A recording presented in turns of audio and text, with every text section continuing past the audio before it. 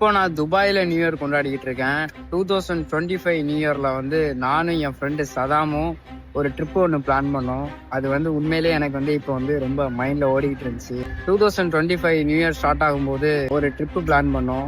அது வேற ஒன்றும் இல்லை, நம்ம வர்க்கலா தான்.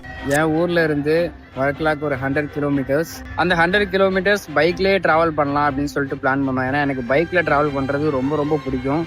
ட்ராவல் பண்ணி அப்படியே போய்கிட்டே இருக்கல, எல்லாமே கரெக்டாக நடந்தது. நியூ இயர் 12 o'clock முடிஞ்சதுக்கு அப்புறம் ஒரு மணி இருக்கும். அங்கேருந்து ரிட்டர்ன் ஆகும்போது பைக் ஜாம் ஆயிடுச்சு திடீர்னு. இப்போ என்னடா பண்ணுறதுன்னு முழிச்சிக்கிட்டு இருக்கும்போது ஒன்றுமே முடியலை. அப்போ நானும் என் ஃப்ரெண்டு சதாமும் அவங்க சொன்னால் வேற வழியே இல்லை.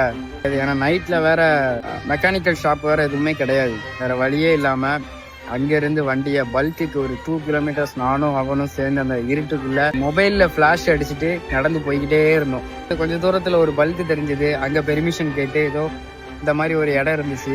அந்த இடத்துல தான் நானும் அவனுமே அந்த நைட்டு ஸ்டே பண்ணோம். நல்ல ஒரு மூமெண்ட். அந்த நியூ இயர் இப்போ அடுத்த நியூ இயர் நினச்சி கூட பார்க்கல அதுக்குள்ளே சீக்கிரமாக வரும் அப்படின்னு. Happy new year to all. எல்லாத்துக்குமே நல்லதே நடக்கும்.